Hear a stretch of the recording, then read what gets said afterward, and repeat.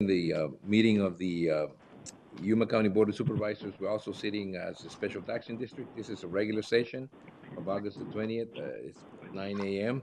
Uh, Supervisor Pancrasi is on the phone. Is that correct, Supervisor Pancrasi? I'm here. All right, Lynn is on the phone. We'll begin with the Pledge of Allegiance.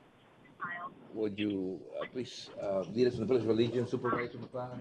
Sure. Please join me. I pledge allegiance to the flag of the United States of America and to the republic for which it stands, one nation under God, indivisible, with liberty and justice for all. Thanks, Shadow Man. So where is it? Just in case everybody's wondering, this is the IT guy, and he's helping me navigate through some stuff, but fortunately, time wasn't enough. Yeah. Ready to go. Thank you. Yep. Part of the safety protocol that we now have to get in and out. All right. The first item in the agenda is a call to the public, and the call to the public is held for the public's benefit to allow individuals to address issues within the board jurisdiction. Board members may not discuss items that are not specifically identified on the agenda. Therefore, pursuant to Arizona revised statutes, action taken as a result of the public comment will be limited to directing staff to study the matter corresponding to or responding to criticism or scheduling the matter for further discussion and decision at a future date.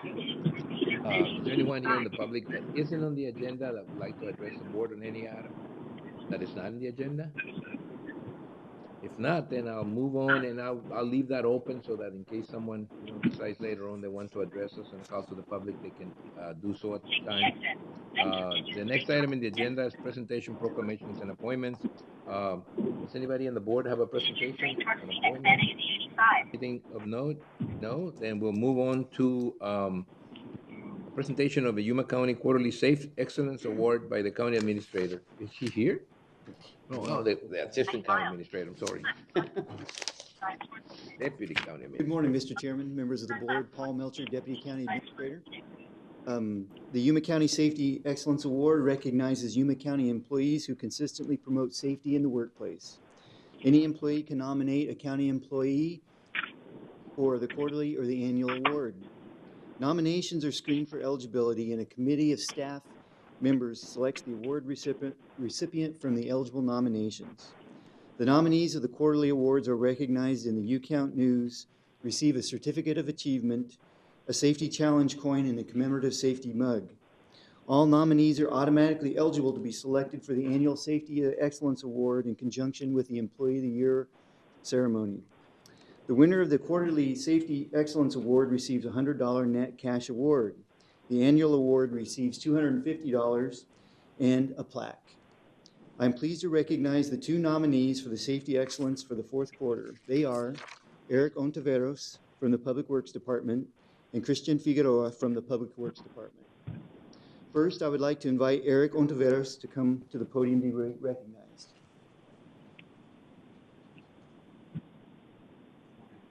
Eric is the shop superintendent for Public Works. He has served in this current position for 3 months now and has been with Yuma County for 6 years. Eric is hosting 2 Department of Corrections inmates with a Public Works employee overseeing their work in the vehicle maintenance shop. This employee expressed some concerns about being able to communicate with coworkers who are out of sight while he has the inmates with him. Eric suggested getting short-range walkie-talkies so employees can be in communication with each other while overseeing inmates. The employee liked this idea and would also assist at the TACNA shop. Public Works is now purchasing walkie-talkies for both shops. This is one example of how Eric listens to his employees and offers solutions or resources to address their concerns and ideas. In addition, as the new shop superintendent, Eric has worked diligently with the safety compliance officer to set up the shop office in a safe, secure, and ergonomic manner for the employees. Thank you, Eric.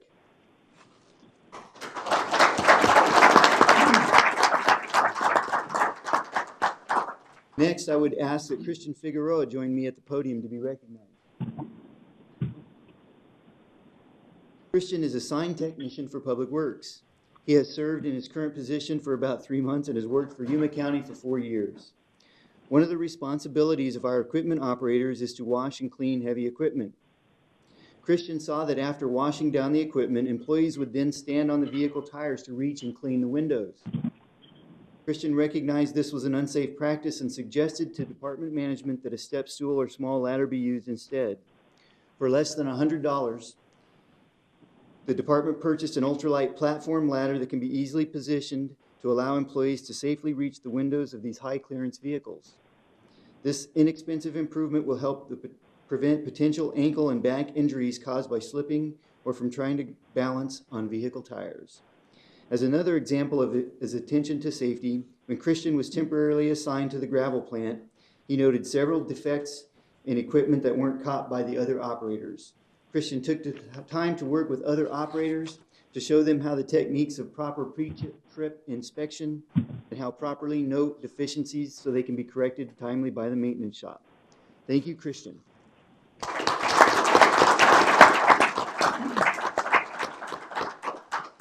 It's always exciting to share these nominations with you. I would like to commend all of our nominees for their dedication and service to safety. I also want to encourage everyone to nominate their deserving fellow employees for this award. Now I'm pleased to announce our Safety Excellence Award recipient for the fourth quarter. Please join me in congratulating Christian Figueroa.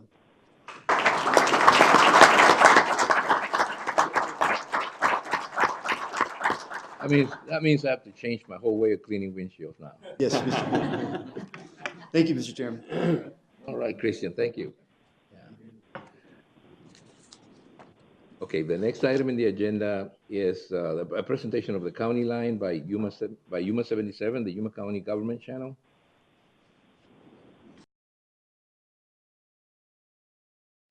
Our vector control experts have some information to help you fight the bite. And we've got good news for job seekers in Yuma County. These stories and more, this is your County Line.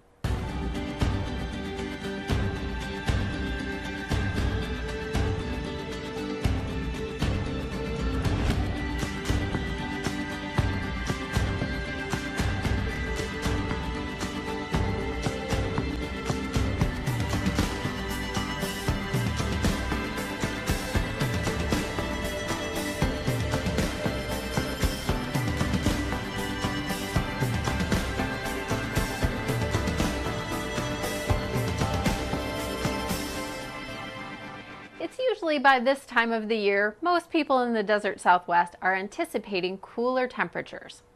But we all know that the heat will linger for a few more weeks.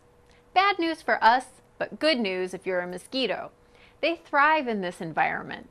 But our vector control experts have some information to help you fight the bite. Today we'll be talking about the Aedes aegypti mosquito and how you can be your own hero just by following a few simple rules and keeping the mantra tip and toss in your mind at all times. Aedes aegypti only needs about a cap full of water to breed.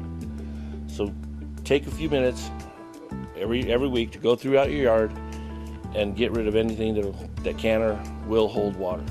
Containers such as buckets, planters, water buckets, the plates underneath your potted plants.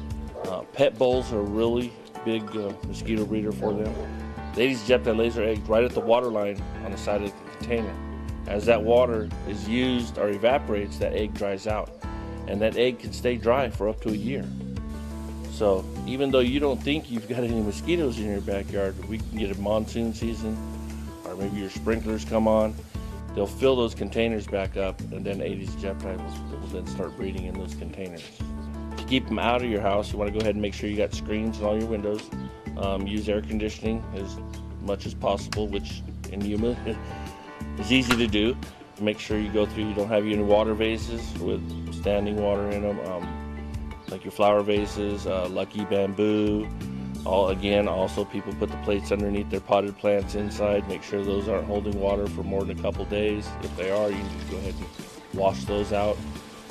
We've seen them in back bathrooms and sinks and toilets that people don't use regularly. They go through out there once or twice a week. They go ahead and flush the toilet, make sure it's got water in it. We haven't found Aedes aegypti in sort of a pool because it's a container breeder, but there are other mosquitoes out there, such as our Culex species that we have in the area, that love unkept swimming pools. So keep your pool chlorinated and working properly, and you won't have that problem. If you notice a green pool in your neighborhood, please don't hesitate to give us a call.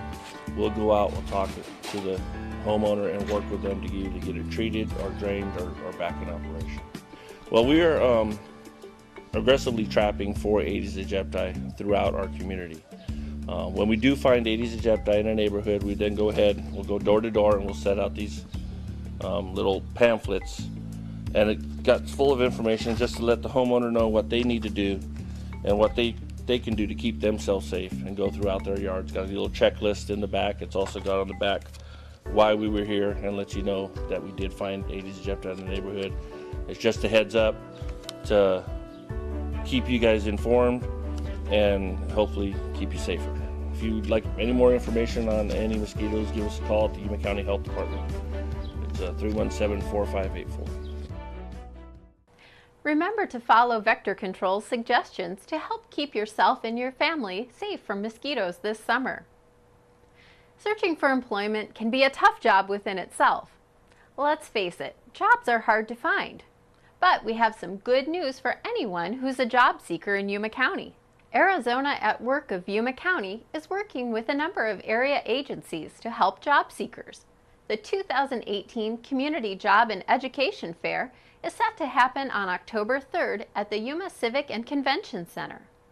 Mark your calendar, you still have time to fine-tune your resume and be ready for the job fair.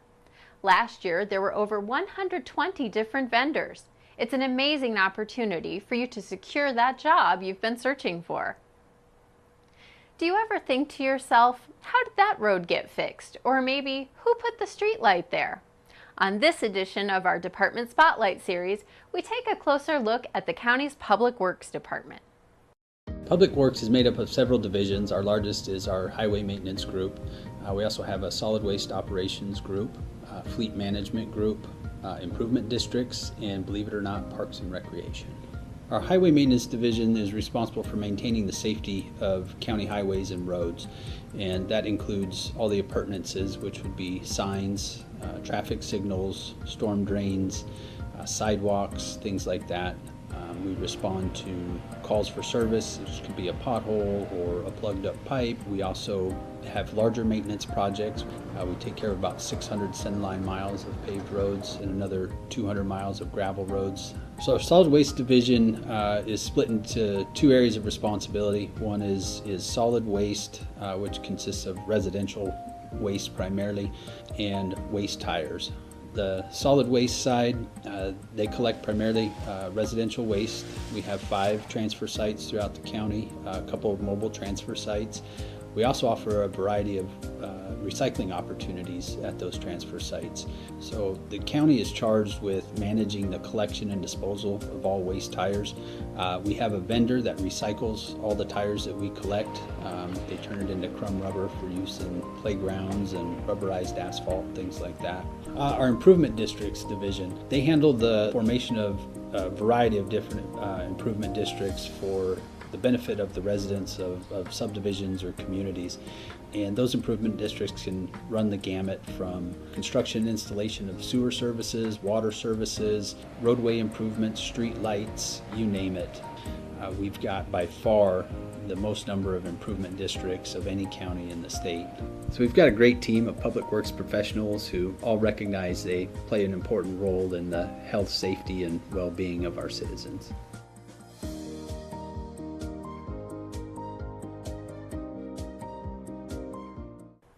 You can learn more about the Yuma County Public Works Department by visiting yumacountyaz.gov. You'll find them under the Government tab. Hi, my name is Elizabeth, and this is your Health Watch.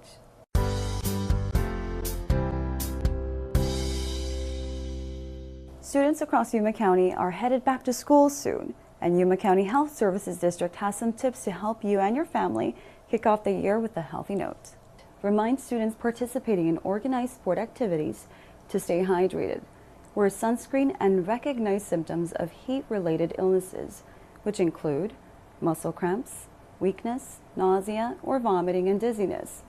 Update your child's medical record. Notify the school of any allergies or chronic related conditions, and get the necessary immunizations. This is also a good time to schedule annual physicals and wellness exams. Make sleep a priority. Glowing light from cell phone, tablet screens can disrupt sleep, so make sure to put away all electronics at least 30 minutes before bedtime and aim 8 hours of sleep. Promote good hygiene habits. Remind children to wash their hands often. You should also instruct them not to share food or drinks with other children. Manage stress. Kids often have a mix of excitement and anxiety as the first day of school approaches. Stress can lead to a variety of health issues.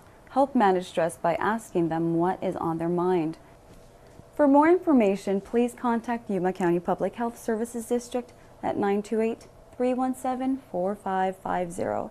That is all for now. Until next time, stay healthy, Yuma. It's time once again to recognize county employees who have helped set the standard for safety in your county government. All employees are eligible to be nominated for the quarterly Safety Excellence Award. This quarter, we recognized Christian Figueroa, who works in the sign shop of our Public Works Department. He observed when equipment operators finish washing their heavy equipment, they would then stand on the vehicle to reach the windows for washing and shining. Knowing it was an unsafe practice, Mr. Figueroa suggested the purchase of a step stool or ladder. For less than $100, the department made the purchase, potentially avoiding a major fall and someone heading to the hospital. No matter how big or small something is, Christian Figueroa is a prime example of speaking up for safety. Thank you, Christian, for your attention to detail.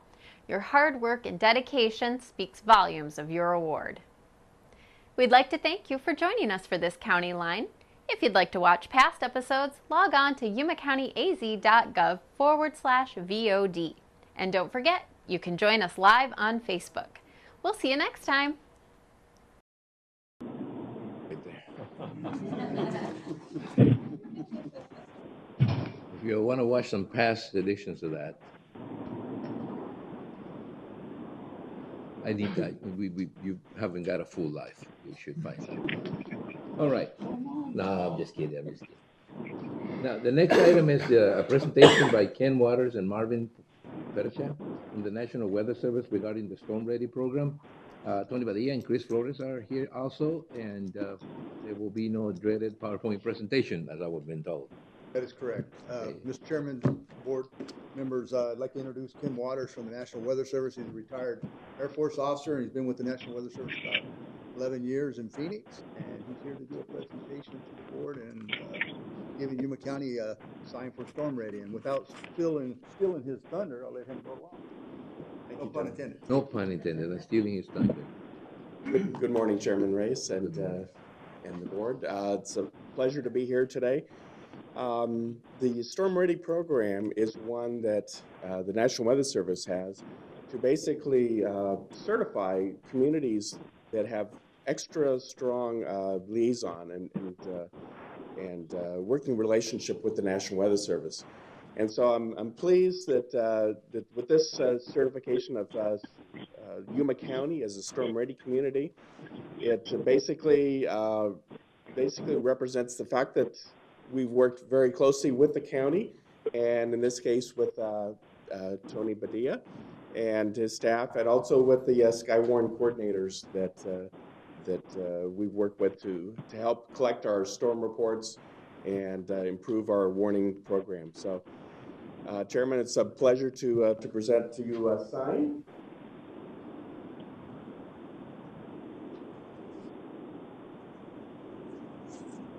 Yeah, that looks good. I have a perfect place for that. Excellent, excellent. Oh, well, sure. That's, you know, when it's not in the agenda, we charge for them, but. There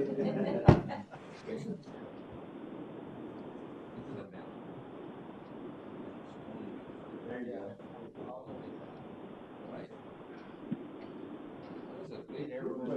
I wonder where Stone Ray is. Team effort. Fortunately, you should have been next to Perchas here. With the noise and presidents, eh? Get close, guys.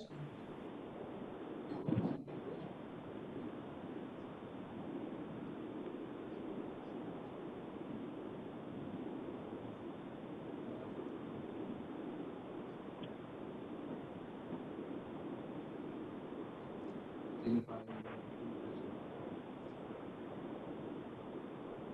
by saying aye.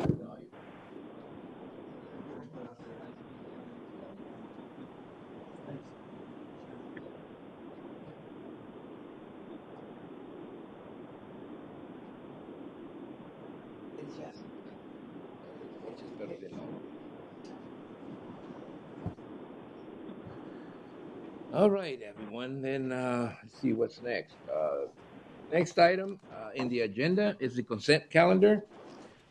The consent calendar have items that are listed and will be considered as a group and acted upon by one motion with no separate discussion unless a board member so requests. In that event, the item will be removed from the consent calendar for separate discussion and action. Are there any items to be pulled? No? Lynn, are you still there, Lynn? I am, and no, I don't have any. Okay. If there are no items to be pulled, I'll entertain a motion to approve the consent calendar, items 1 through 12. So moved.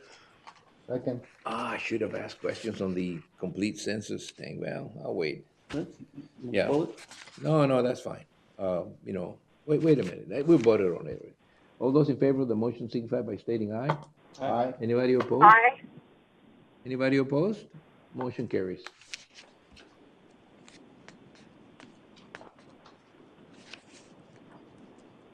All right, the next item then would be the action items. Well, we have a housing governing board meeting. Is Daniela here? Oh, there she is. Just have a seat over there with Lynn. Yeah, we have a seat for you that Lynn Pancrase was willing to let you have for like today.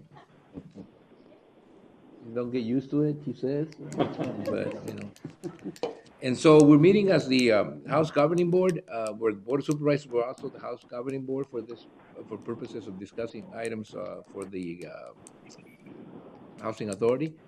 So, Gloria, we have one item. It's the resolution number 2018-30, approving the certification of Section 8 Management Assessment Program, SEMAP, fiscal year ended June 30, 2018 for the Housing Department as per HUD Title 24, Chapter 9, Part 985.101 of the Section 8 Management Assessment Program. Gloria, you're it? Yes, good morning, Mr. Chairman, members of the board. Gloria Malik, Housing Director. The Section 8 Management Assessment Program, known as CMAP, applies to the Housing Department's administration of the Section 8 program and the participants for the Family Self-Sufficiency Program. Upon your certification, we send this to HUD for them to assess the how well our department manage and administer this program. Now, would this resolution authorize me to sign it? Is that what it is? Yes, Mr. Chairman, members of the board, yes, you have to certify the certification attached herewith that we are doing whatever the HUD requires us to do. And then after your certification, they have to score and assess what the certification is. Okay. Are there any questions? If not, I'll entertain a motion to go ahead and approve resolution number 2018-30 as presented. So moved. Is there a second? Second. Okay, so I'll take the second on the right. There's been a motion and a second to approve item number one, adopt resolution number 2018-30. Any discussion on the item? No discussion on the item. All those in favor of the motion signify by stating aye. Aye. Anybody opposed?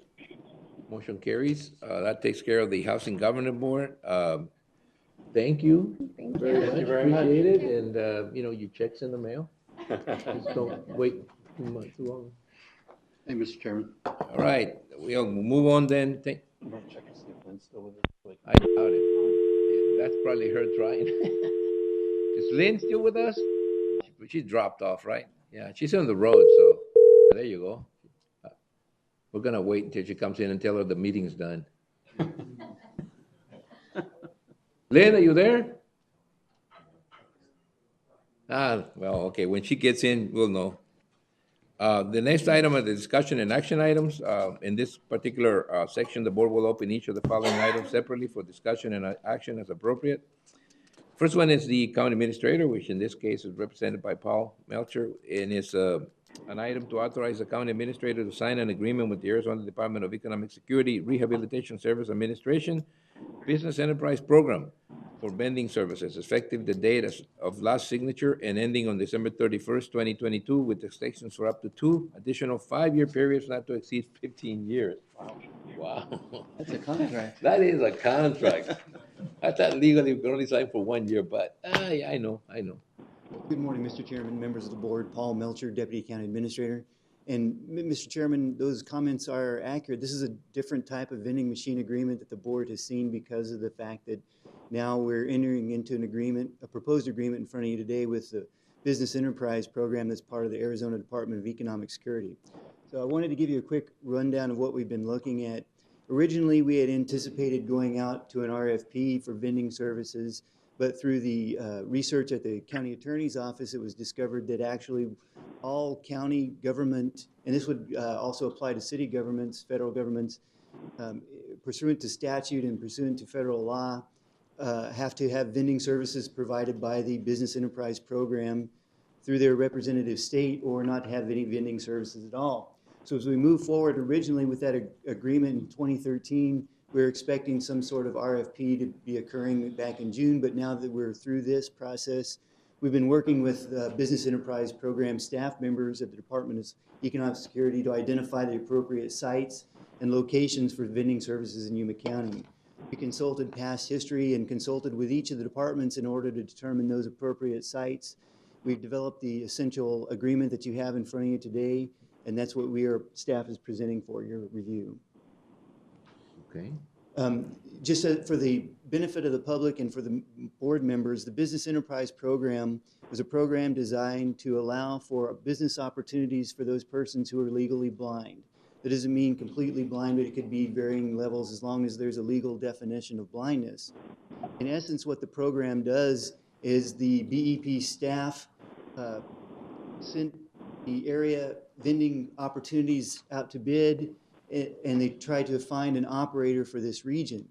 There'd be a person who operates the vending services for Yuma County. We already have some proprietors who operate the vending services for the prison system and for Border Patrol and other local business government entities.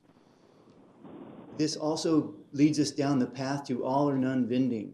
From this point on for Yuma County, we're really obligated to have some kind of vending agreement with the BEP, or we won't have vending services in the future. We will no longer be allowed to go out and have an RFP for vending services.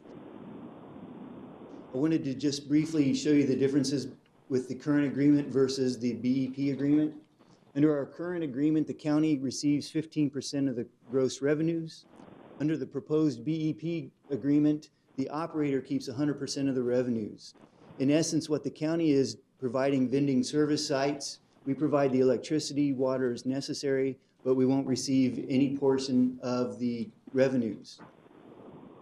The county currently manages the vending machine agreement. That means through the county administrator's office, and a duty that I was delegated, I have to work directly with the operator to make sure all the machines are operating, take complaints, make sure complaint resolution has been completed, and so on as part of the management of the agreement. And now BEP is going to be that go-between between the operator. So for any refunds, for the complaints, BEP processes through those, so it takes that responsibility off the county staff. In our current agreement, there were non-flexible product types, meaning that our agreement actually established every specific food or beverage type that was to be sold. Under the new BEP agreement, it's all flexible now. The vendor will have the flexibility to go in there to check sales in real time, do the inventories in real time to make sure what products are selling and to be able to place those products in the vending machines. Currently, the library district has its own vending agreements specific for the couple vending machines that they have currently, but also the cafe vending that occurs in the library. So what we've done is the library district is now part of this current agreement. We've been working with BEP staff, and they've been very accommodating on ensuring what types of cafe vending will be able to allow moving forward and how they'll be able to contract it so we don't displace any of the current vendors. This current agreement, as you recall, on July 23rd, the Board of Supervisors extended the current agreement for a year as we move forward with this discussion on the new agreement. That agreement, we included in there a 10-day notice to the vendor, understanding that BEP, with the BEP agreement was imminent. And so this agreement, we actually still do have an option to terminate with 30 days notice. Mr. Chairman Reyes, you noted in the beginning that it is a pretty extensive agreement, 5-year initial term with 2 successive 5-year terms after that, but at any time we still can end the vending service agreement with a 30-day notice. The next steps, we are working to finalize an equipment placement timeline with BEP. So after that, if the board so chooses to enter into this agreement today, between 4 and 6 weeks afterward is when BEP will expect that they would receive any new equipment to be able to place on our sites. We're also working with BEP because in the interim, they're still trying to find an operator for this area.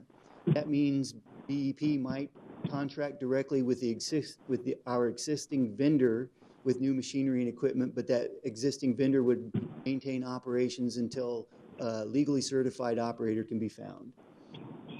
So once that occurs, then we would send out the 10-day notice to our current vendor saying that as on this date, you have 10 days to remove your machinery and so on. We would make sure we formalize that schedule for delivery. And then we will also send that schedule out to the impacted department so they understand that the estimated date when that equipment will be replaced.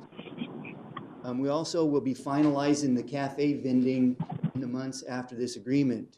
BEP has agreed to allow the cafe vending to occur. However, at a site like San Luis, the cafe vending is just starting.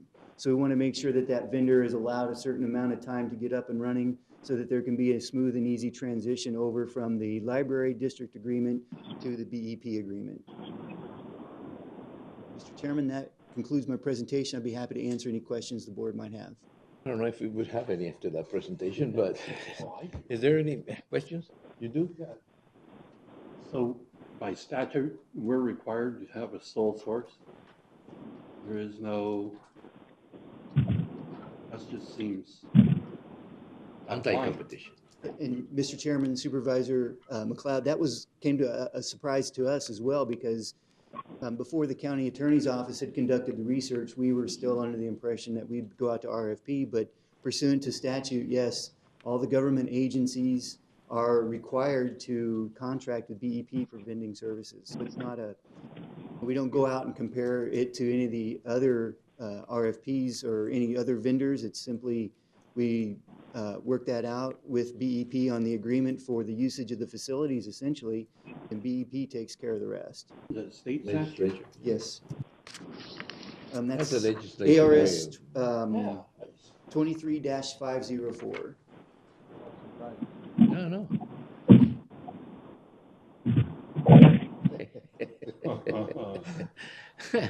All right, look, we got those vending machines. I mean, I'm sure that this could get into a long and lengthy discussion about whether this is somewhat proper not to have, we're required to have this all the time, all this going up to bids and all these things. And then all of a sudden we get something like this, and it's really shocking because it just goes counter to what we've been taught to do for, 18, 20 years.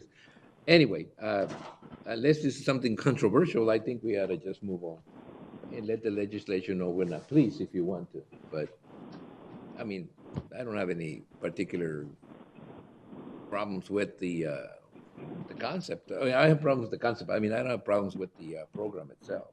I understand what its purpose is. So I'll entertain a motion to approve. Unless you guys want to, send a signal that we don't like it by not approving it, which I don't think.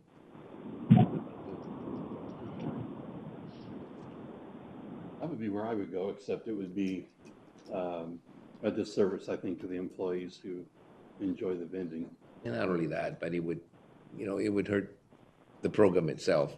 I'm sure there's if we have anything to complain about, it wouldn't be to complain to the business enterprise program itself. It would be to complain to the state legislators for making it so that we can, do it the proper way, as we like to say it. But right now, I think the best we can do is show our displeasure by writing something to the legislatures. I mean, Well, and we're basically subsidizing the program as well. well, in some No way, revenue in a to way. supply all of the space and light. Bite the bullet. Make a motion. I'll move to authorize the county administrator. I'll move it. Chairman, I'm sorry, before, She's back. We know she's back now. Mr. Chairman, as, I've been listening, yes.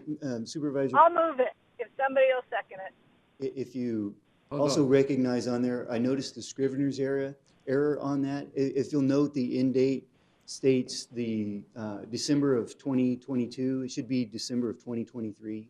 So if we could include that as a correction in the motion. All right, so Lynn, from what I'm hearing, you would like to make the motion. We Yes. approve this item with the Correct it to December of 2023. Okay.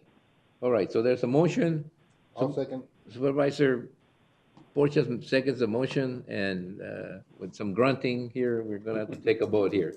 All those in favor of the motion signify by stating aye. Aye. Aye. Aye. That's very painful there, but I hear it. And all those against?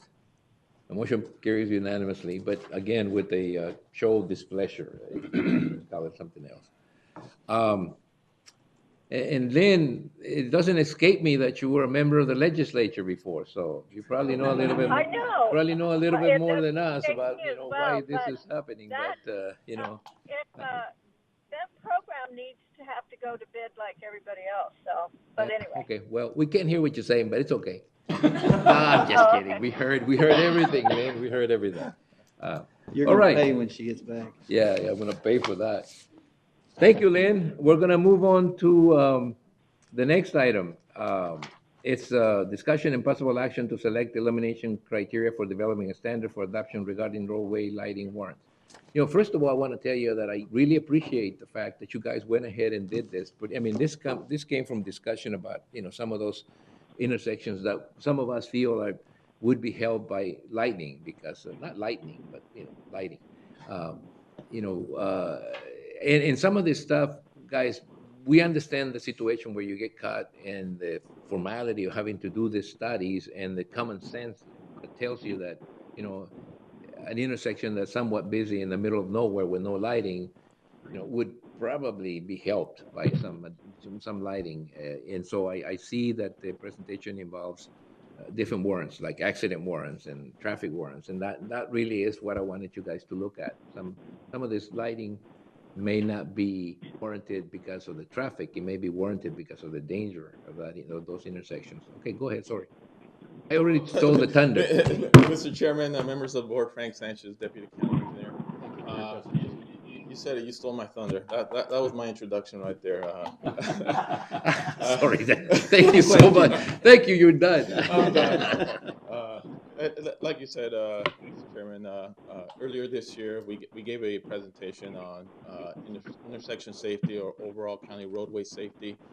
And the board did instruct us to go back and take a look at street lighting and how we can improve the safety to certain rural intersections. And so we went back and we took a look at our warrants, our existing warrants that would allow us to install street lighting. And notice they were kind of difficult to meet. So what we did is we hired Greenlight Traffic Engineering, Mike Blankenship, come back and develop some new warrants that included, as you mentioned, accidents and average annual daily traffic. So here with us is Mike Blankenship, who's going to give you a quick rundown on those warrants. Thank you, Frank. Thank you, Mr. Chairman, Board. Really, two main reasons why you want to have formal warrants for your street lighting: the safety aspect, which has already been established, but also the liability issues. You don't want to be putting up lighting where it shouldn't be, or vice versa, where you need lighting and you haven't. Now you've got something formalized that says, here's where we're going to put lighting in and here's why. And in case there is a crash and the county might happen to get sued. Before you move on, how would you be liable if you put light in a place you shouldn't? Give me an example. So if you put lighting at one intersection that didn't meet certain warrants, and then there was a crash at another intersection that was very similar to that one where you put in lighting, but you didn't have lighting at that other one, there's probably going to be a lawsuit, and they're going to say, county, you had lighting over here, but not over here. How come? No funds. I would say we don't have enough money, but I get it. It's just a matter of being able to. Yeah. And that's a good point. Yeah, prioritizing because you don't have unlimited resources. So But I understand we can stretch anything in government. I get it. So basically, at your major intersections, and we did a literature review of ADOT standards, federal highway guidelines, other counties and cities, recommending that at your major intersections, if you have a crash problem, that an intersection where you've had 5 or more crashes over the most recent 5 years, and at least most of those, more than the double of those crashes were at night. So for example, you had 6 crashes at an intersection, 4 of them were at night, 2 during the day. That would warrant a street light based on the crash warrant. The other warrant is getting into the volumes. So where you have an intersection that meets a minimum threshold of traffic volume, daily traffic volume. The recommendation we're making is major street volume times the minor street volume. If that equals 10 million or more, it would warrant a street light. So for example, an intersection where you had 10,000 ADT on the major street, 1,000 ADT average daily traffic on the minor street, multiply that, you get the 10 million minimum threshold. That would be for intersections. For segments of road along your arterials, we're recommending, per the board's direction, lighting 5-lane arterials that have sidewalk, existing sidewalk. Street lighting should be provided there. We're recommending that you consider street lighting wherever you have striped crosswalks, whether it's at a school crossing or an intersection. And then we've also put language in here at other intersections that don't meet any of these warrants just discussed. If a citizen, a business, developer, or homeowners association wishes to install street lighting, they be allowed to install and maintain at their own expense, as long as they meet existing guidelines for maintaining those lights. Those were the main warrants that came out of the study. I'm always fascinated by the way you get to them by going to like North Dakota or Minnesota or, I get Tucson, right? Yuma. I get even Peoria, but I find, it's the nature of some of those counties in Minnesota or North Dakota and how they tie into your study is always fascinating to me. We tried to concentrate on more rural areas, locations similar to Yuma County in developing these warrants. Right, any question, guys? Sure. Sure. Now, the map that we're looking at there and in front of us, do these Not all you, show improvements that need to be made, or are some of these existing? Some of these. Yeah, Mr. Chairman, Supervisor McLeod, some of those traffic signals are already in. The red are existing traffic signals. The yellow, and there's a table there, or in the corner, on the corner that identifies. Anything in yellow is to be done. The yellow is the orange. Yellow is proposed. Yellow and orange. And the rest of them are existing. No, there's orange. Orange Future is signal. Future. I'm sorry, the yellow is the proposed street light. Yes. If it's a circle, it was based on ADTs. If it's a square, it was based on accidents. And if it's both, then it meant both ones. Okay. But the red are existing traffic signals. The orange are future traffic signals that are currently under design. And we have a couple black circles there that just means that it's a local pop signal that we need. Okay. And so how many are we proposing that we need to put in now? Right now, we're looking at 12 intersections. We've come up with we contacted APS.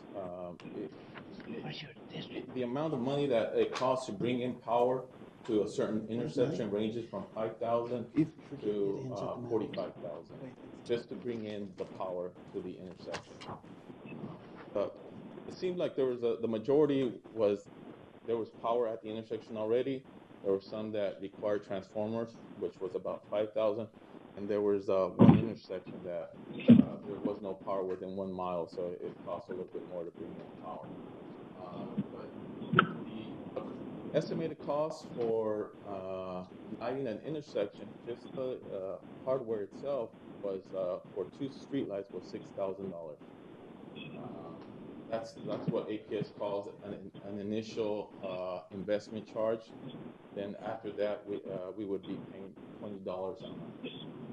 If we don't pay that $6,000 investment charge, then we're looking at $64 a month. Oh, that's a developer. I'll tell you, it's better to pay the money up front and pay the lower fee. By far, you end up paying for years the higher fee. You end up paying twice, 3 times. And either way, APS still owns the pole and they maintain it. No, they maintain it. They don't charge you. Right? Yeah. So do we have available funding?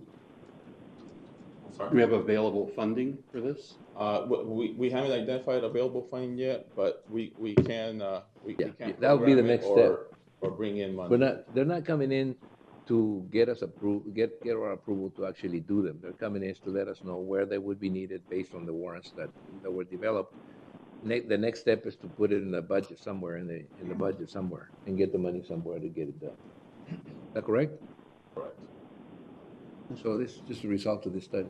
Mr. Chairman, Sure. so quick, am I seeing that right? They're wanting a roundabout at Summerton and County 11? Yeah, I saw that too. Well, it's A proposed Mr. Chairman, roundabout? Supervisors Simmons, it's being evaluated for a traffic signal / roundabout. It's currently under review right now. That's why it says TS / roundabout. Yeah, it's an offset, awkward intersection, and so Yeah. we're looking at alternatives to see how we can.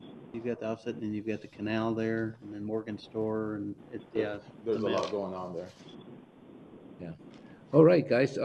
Thank you. Are there any other questions? I just have a question. On the before this, did the county had anything that we were trying to do? Any warrants? Yeah. Yes. I mean, I know we the standards and the warrants, but I mean, any kind of other study that we had done before this one? Study, recently, none. Okay, maybe I have to clear this out. We have always had regulations that determine where lighting would go. But we didn't, what we had was just the regulations and standards, normal standards. This was us asking for for that to be expanded into a situation that included accidents, that included other items in there that may justify us, putting some lighting in places that under the current standards we couldn't do it. We couldn't justify it. It would be a decision that we make, but it would be a decision not based necessarily on facts or study. This. If your question is, did we have any warrants before? We did. We had, No, I know we did, because especially I asked you this question before on County 18 and Somerton Avenue. I mean, it was that flashing light, and where it's put on there about 2 years ago. And I know we had accidents, deaths for a long time. Yeah, for about 5 years, we had about 3 or 4 deaths. So when you tell me there's warrants or standards, and it wasn't done after looking at those, so how are we following those? What do you guys need direction from the board, or is it? Because you're telling me you have a standard and warrant, but it wasn't done. Well, so, Supervisor Porches, on County 18th Street and Somerton Avenue, we did have warrants. That one necessarily didn't meet the. That one didn't, man. I tried that. That was my thing. It did meet for the flashing signal, and that's why we went ahead and applied for HSIP funding, which funded that project. That was Robbie Rodriguez and me clash all the time. I mean, he would say something like, well, there's been 3 accidents and there, 10 deaths or 8 deaths or something. And I would say, look, if you run the warrant, there isn't enough traffic in there for anything. It was put there because, we kept pressuring and pressuring to have it done there. That's the problem with warrants that doesn't include accident, for example. We just heard the gentleman say that it's a liability. I mean, now we're just opening it up to study. No. What he said was it was a liability to place a light in a place where you don't have enough warrant, you don't have a warrant, because it then creates the possibility of somebody saying, well, you put a light there and, a mile away is the same situation, the same circumstance, the same traffic, but you don't have a light there. He was giving me an example of where actually he was giving me an example of why they don't go put, warrants or, things in areas that don't meet a standard. That's exactly the opposite of the point you're trying to make, which is the point that I always made, that sometimes you need to take into account common sense stuff, like accidents, real bad accidents in an area that has a little curve or something that just is not taken in by, or it's not, they don't meet the number of traffic or something, but they are odd situations that for some reason they become, like this particular intersection, they became a problem of, accidents that happened there were dramatic accidents. I always said, we needed lights in there, we needed flashing, but the warrants didn't justify it. But at the end, you guys ended up, going out there and doing something because there was so much.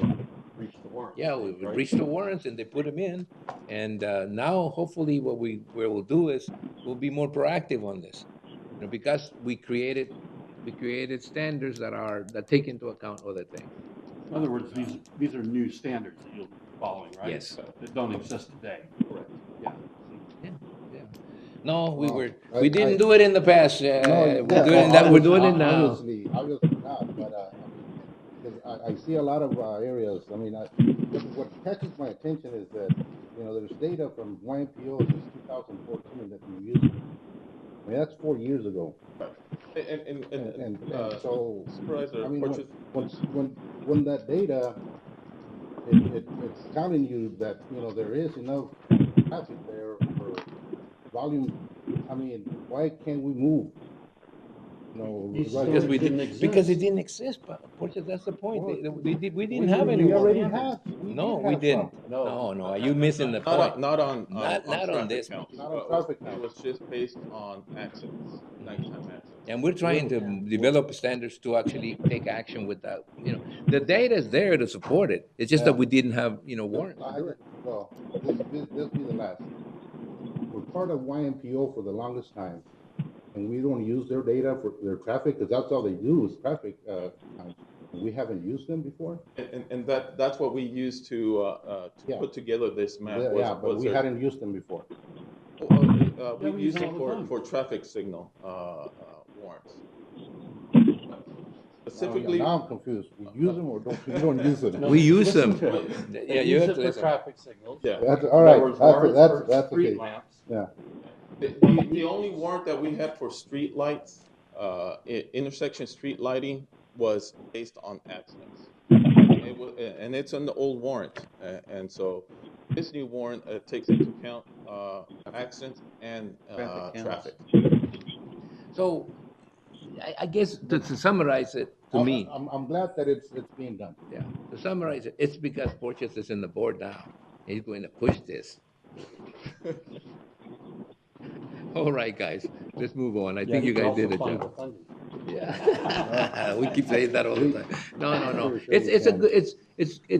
It's criticism, and it's well taken. But the fact of the matter remains that what we're doing right now is we're widening the reason why we would be able to do this thing to a point that it becomes, not just a desire from one of us to have, some street light somewhere, but it becomes a situation where there's a warrant that justifies that, and it makes staff comfortable about coming onto us and saying, "No, we need to fund this. It's based on this warrant."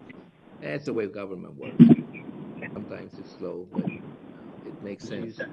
Mr. Chairman, before, if we use the existing warrants that we had, none of these would have met. Okay, that's enough for me right now. Okay, thank you. You need approval of this? Yeah, you obviously do. Mr. Chairman, that was my question, was to Frank, was to figure out what exactly does staff need from the board, or what do you need, if anything? Well, they put it in a street lighting discussion. It says, request the board action. It says, develop action to select elimination criteria. This is what we'll do that. We'll make a motion to select the criteria, to adopt the criteria. So moved. Is there a second? Second. Second. Or you All can't. right, there's a motion and a second. I'm glad it's No, Don't done. matter. Smile. The gentleman at the end, Mr. Simmons. I was hoping the gentleman next to me would do the second, but he wasn't quick enough for this one. There's been a motion and a second to approve the criteria as presented for standard for roadway lighting warrants. Any more discussion? No more discussion. All those in favor signify by stating aye. Aye. Aye.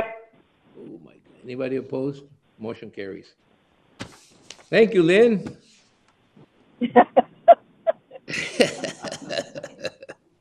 She's having fun on the road. Yeah, she's always fun. The financial services, all special taxing districts. It's to establish and adopt property tax rates and assessments of taxes for all applicable Yuma County direct and overlapping general authorities, special districts and improvement districts for fiscal year 2018-2019 pursuant to Arizona Revised Statutes 42-17151, as indicated on the attached schedule. And we go through a process for financial services to adopt a resolution number 2018-33, approving the form and authorizing the execution and delivery of a fourth purchase agreement and a fourth trust agreement, a placement agent agreement, and other necessary agreements, instruments, and documents. Am I moving too fast? Yes, Mr. Chairman. Okay, so we need to go three first yeah, and then first four and then- next. Yeah, all right.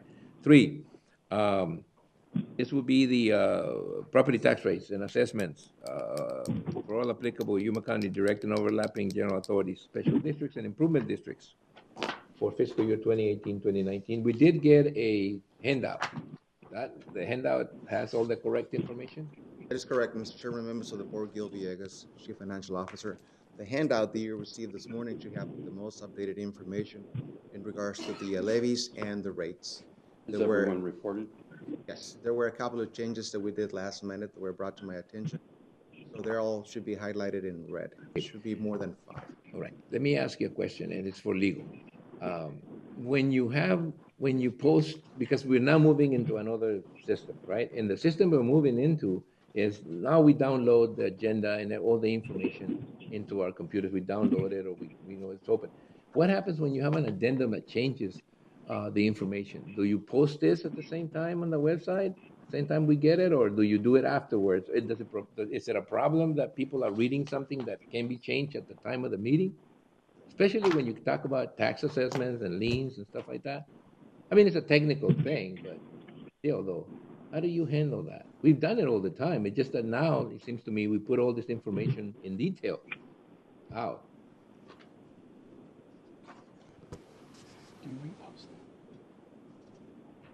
If it's a substantive change to what's posted on the original agenda, it could be problematic if it's not reposted for the All right, public well, to see. maybe the question is for you guys to get that, right? To get that means to me that as soon as you have a change and you send it to us, you know, an addendum or something, that is immediately posted immediately posted on a website, because now it's always been public record. I mean, let me just say that. And we've always had things that come up at the last minute because they're part of the discussion. So changes can be had. It's just that now now even us are getting the information on a website, and then we're getting these addendums.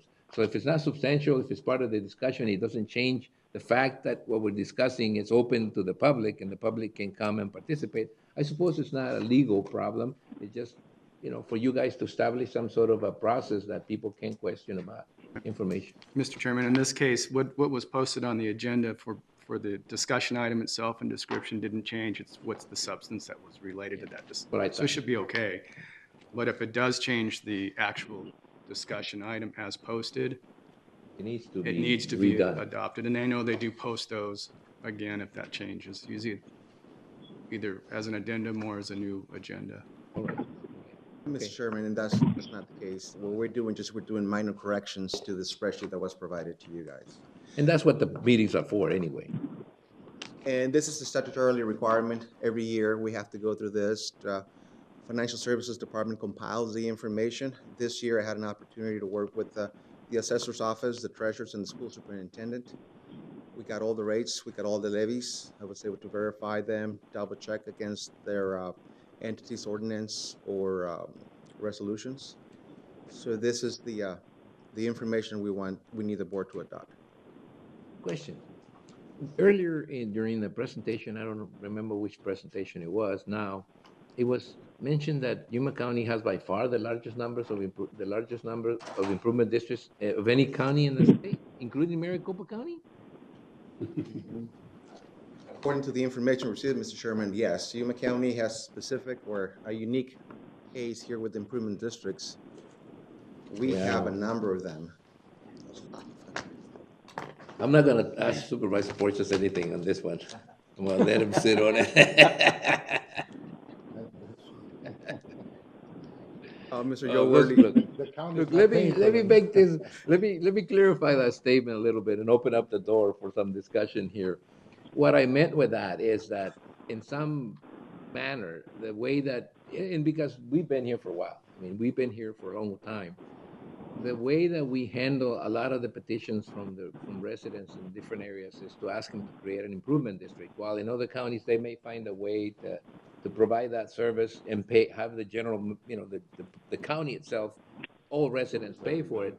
We are kind of more of a, look, if you want something and you're willing to pay for it, then create an improvement district. So we set up a system that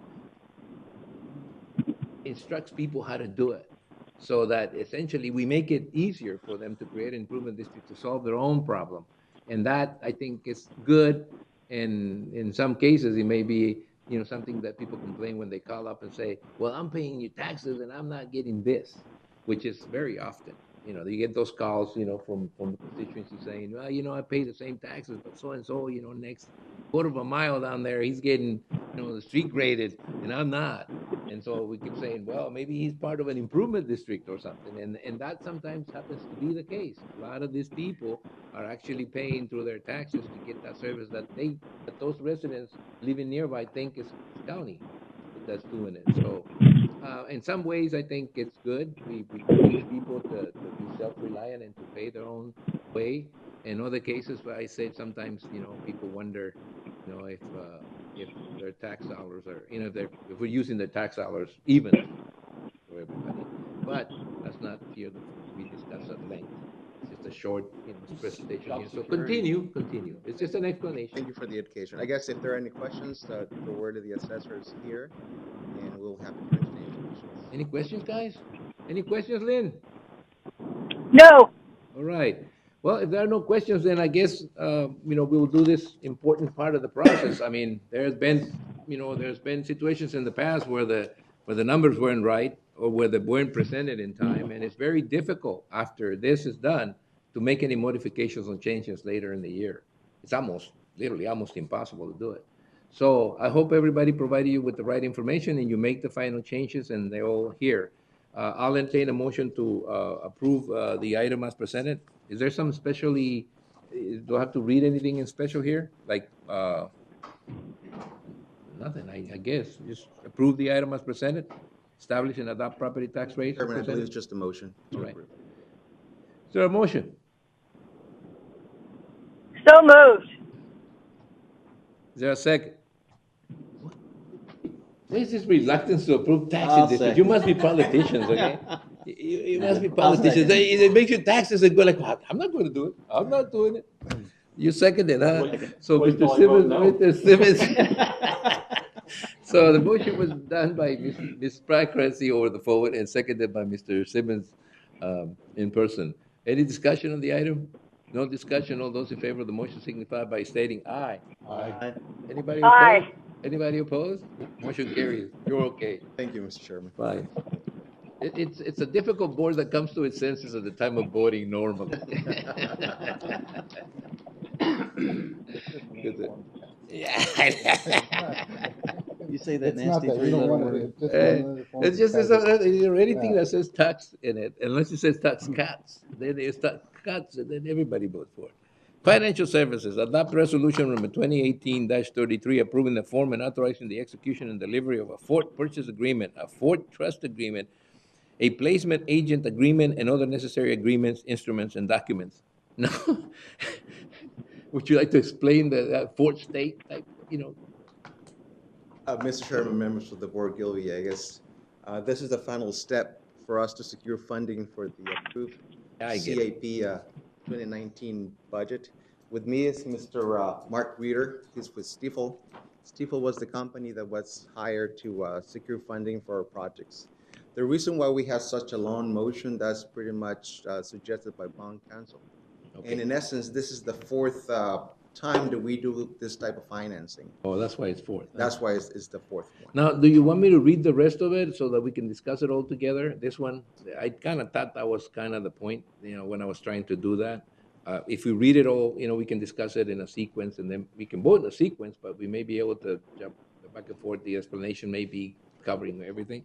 Item B is to approve the sale and execution and delivery of not to exceed $5,309,000 aggregate principal amount of pledged revenue obligation series 2018 to finance the acquisition and/or replacement of various capital improvement projects as approved during the fiscal year 2019 budget process. Delegating, item C is delegating authority to the county administrator or the chief financial officer to determine certain matters with respect to the foregoing, and D, declaring an emergency. All right, open it. Mr. Chairman, that's the motion that was recommended by the bond counsel. Okay. We retain bond counsel to go over this type of financing. Once again, this is to secure funding for our Capital improvement projects. We've had the discussion, so now this is the process where we basically finalize the process and actually go out and try to secure the finance, right? That's correct. Mr. Reeder here is going to give us a quick presentation, summary of all the bids that we received, and the basis for our recommendation, and then we'll make a recommendation. You have a question before you begin? Just a statement, just for the public, describe why we declare an emergency. I was going to get to it at the end, yeah. Mr. Reeder, would you like to address that? Yes, glad to. Mr. Chairman, members of the board, good afternoon, good morning. Thanks for having me down again. You want me to address the emergency question real quick, and then I'll get into the bids? Whatever point you would prefer. No, I appreciate that. The emergency allows us to close the financing within 30 days. If we don't adopt the resolution with the emergency, we got to wait 30 days, and we could be in a situation where interest rates go up, and we got to take a higher bid. So, whenever we do a municipal bond financing for our clients, we always declare with an emergency. It is. It's very difficult for most of us, most of the entities here, to declare an emergency because it takes out the process where a resident can question something that we do. So we're very, very leery. I feel we're very leery anyway. I think we're very leery of taking emergency action just simply because it is, it skips that process. But we understand why, and we hope that the general public understands that in financing, quickness, expediency, or expediency is critical. So we do need that in this particular case. Thank you, Mr. Chairman. I think there's 90% chance of another Fed increase in September. Okay, so I was here before you. We had a public hearing, educated the board. We submitted a request for proposal, I think, on July 24th. We sent out bids to about 20 financial institutions in the county. Bids last week, and we're very pleased to report that we received 12 bids from financial institutions around the state. I have to tell you, we do a lot of this, and I think that's the largest number of bids we've seen in our office in recent years. That means that people believe in Yuma County, a very strong financing here. And you need to repeat that for Supervisor Borges here. I wanted to listen to that. He's picking on you today, isn't he? So I wanted to. I think it's because of the city. I had nothing to do with that. The cities don't even get this right. We work behind the scenes, as you know. We're educating, talking to bidders all the time. So the good news is we got the bids in. On the left-hand corner, National Bank, who has a significant presence down here in Yuma County, is the low bid at 3.01%. I was hoping to get you in the 2% range, the high 2% range, and we missed it by 2 basis points. Very strong bid, and you can tell it's strong because the cover bid, or the second bid, BBVA Compass, another large financial institution, they bid at 3.24. So National Bank left some money on the table, but we'll take it. So I won't go through each one of the bids. I think if you look at them, we had a high in the 390s. We had a bunch in the mid threes to upper threes. So we're very pleased to report that and would recommend to the county that you accept the bid at 3.01% from National Bank of Arizona. With your approval this morning, we expect to close the transaction on September the 6th. Okay, any questions? Yeah. Sure. Go ahead. The note's callable at any time with 30-day notice? Yeah, thank you for bringing that up, Mr. McLeod, Mr. Chairman. Yeah, National Bank is also very unique in that they don't, if you want to pay it off at any time at no penalty, just call us up. And so we know that's nice flexibility in the future. If you have a bunch of extra cash and want to pay down debt, you can. So thanks for pointing that out. I meant Gil had asked me to point that out, and I forgot. You know, it's just a sign. It's a local bank. It still has some flexibility in what they do. They don't, you know, sort of subscribe to that, you know, playbook that everybody subscribes to, that it's more corporate. They still, you know, they're still pretty reasonable. I like them. Right? No fees. Yep. Let's see, we need three, actually we need 2 or 3 motions here, but, you know, the first one is to adopt resolution 2018-33 approving the form. You can do them all at once, I think. All right. Can we? Can we do it? Can we do it? I mean, declaring an emergency normally, you know, you put that at the end of the motion, so, and it requires a supermajority vote, I think, which means that out of the 5, hopefully, we still have you, right, Lynn? I'm here. All right, good. Well, yeah, should we? Can we? I think you can do it all at once, but I want you, whoever makes the motion, to read it all at once. I also think with the emergency declaration, it has to be unanimous. I think it's 4 out of 5. Okay, and then we'll do a roll, so we'll want to do a roll call vote. Let's read it all out at once, make a good Right, well, record. I'm gonna read it, and you just say, you know, I so move or something. Okay. All right, well, I'll make a motion. I'll make a motion, we adopt resolution number 2018-33, approving the form and authorizing the execution and delivery of purchase agreement, a trust agreement, a placement agent agreement, and other necessary agreements, instruments, and documents, and approving the sale and execution of and delivery of not to exceed $5,309,000 aggregate principal amount of place revenue obligation series 2018 to finance the acquisition and or replacement of various capital improvement projects as approved during the fiscal year 2019 budget process, and delegating authority to the county administrator and or chief financial officer to determine certain matters with respect to the foregoing, and declaring an emergency. Is there a second? Second. Then motion and second. We're gonna have to take roll call on this because it is an emergency clause in it. Is there any discussion? Any further discussion? None? Let's take roll call. Supervisor Reyes? Aye. Supervisor McLeod? Aye. Supervisor Pancrazi? Aye. Supervisor Porches? Aye. Supervisor Simmons? Aye. The motion carries 5-0. All right, thank you. That takes care of that. Thank you. Go ahead and proceed. Okay.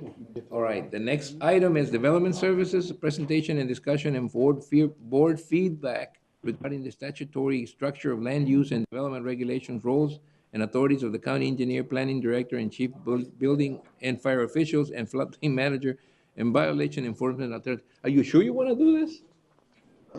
This is a big chunk of stuff. We need some feedback, so. All right, well, and you do it in slices, dude. I understand that. And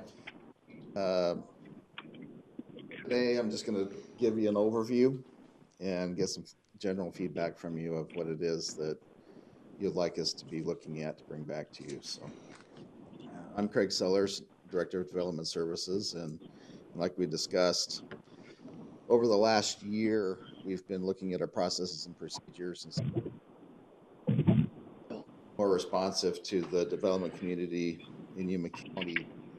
And through that process, we've received various requests and suggestions on how to administer the permits and also code enforcement for the county. And so what I wanted to do today is give you an overview of what we do with permitting and code enforcement and how changes can be processed.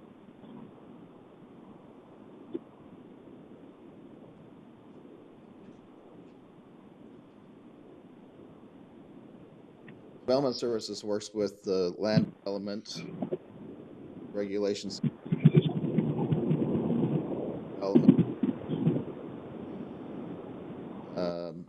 Purpose of regulation is to provide a common framework with the goal of health and safety in mind. In addition to that, the economic predictability is derived from having that common framework for buyers, developers, investors, insurers, and lenders. A lot of the financial things that deal with land development are lower cost and easier to process because the regulation provides a common development throughout a community. And regulations are often include the past successes, the things that work, and when something doesn't work, like the house in the middle here that now is missing a bottom floor, modifications can be made to the regulations to address those situations. The role of the board in regulation is to adopt them or make amendment to them as changes are needed. Current codes that we have been adopted by the board or entered into by agreement through various state and federal agencies. Recommendations to the board are made by the Planning and Zoning Commission, various advisory boards, including the Flood Control Advisory Board, the Fire and Building Code Advisory Boards, and so forth. County appointees, including county engineer, code officials, and zoning inspectors, myself, and the public. And regulations, as they're made, are subject to federal and state statutes. And so any changes that we make to the regulations will be reviewed by the county attorneys.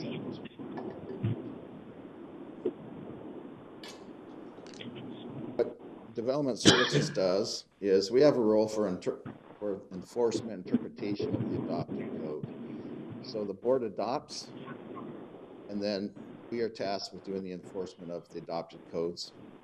If there is a circumstance where the specific nature of a property is not defined by the code, interpretation would be done to see how the code addresses the situation. Development Services also is a technical, we provide you with technical advice on technical matters. So for instance, this morning we had lighting and what needs to be done for intersection lighting. We would provide that technical guidance as well. As the director, I administer the department and oversee the delegated agreements that the county has with the state dealing with development. And then the county appointees are appointed by the board through the various enacting legislation. And that includes the county engineer, planning director, chief building official. And then staff functions as support to either the director or one of those. Our goal is first and foremost public health and safety.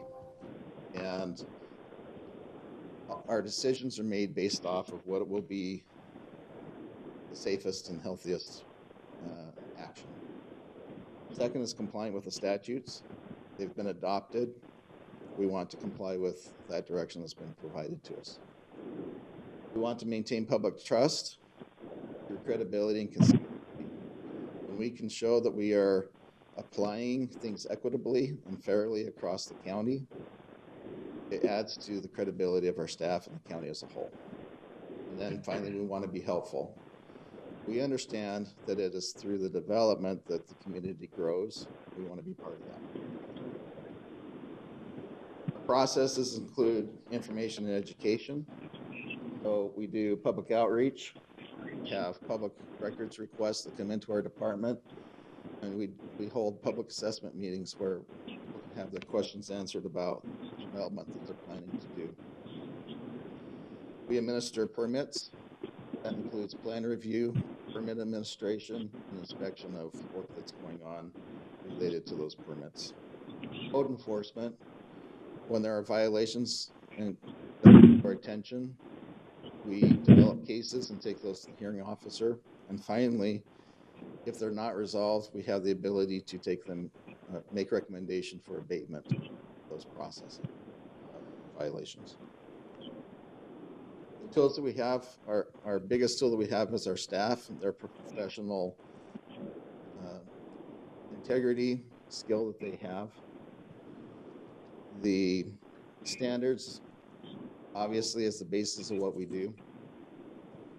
Our software, which has been approved and we're moving forward with, we'll be meeting tomorrow to hopefully make a decision on who to move forward with there. If not, we'll make a short list of firms to follow up with. Our fee schedule indirectly is a regulatory item because we have the ability to fine people double fees if they don't come in the first time for violations. There's also incentives that we can do through the fee schedule by reducing fees for people when we time permit requirements and things like that. So those will be some things that we'll be talking to you about further. And then public involvement. The more that we understand what the public is wanting us to do, the more we can be effective in addressing that. So what do we regulate? As you look at the parts of the pie, we have entitlements. So as you look at the land division, subdivisions, and the rights of a property to do things.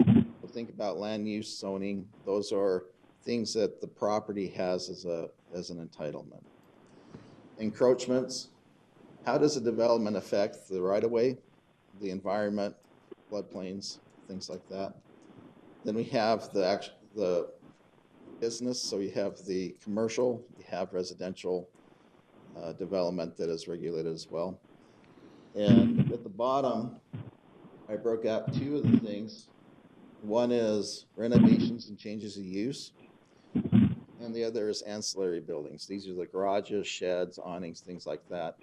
These are two areas or two that are coming up frequently as concerns, people not getting permits and then coming back after the fact, and either the next owner or the owner thought the contractor had gotten the permits, and now they're having challenges with us on getting a new permit because somebody didn't get the permit up front. And so we're going to be working to see what we can do with those.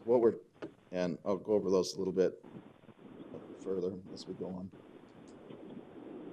What violations are enforced?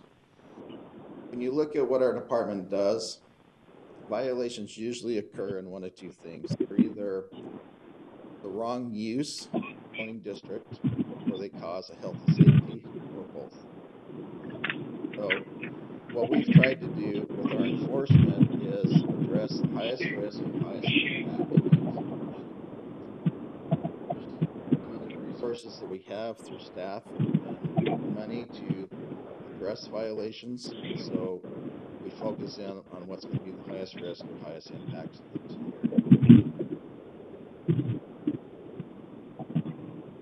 2 meetings ago, there's a question about, do we have a maintenance code? Why don't we look into maintenance of facilities?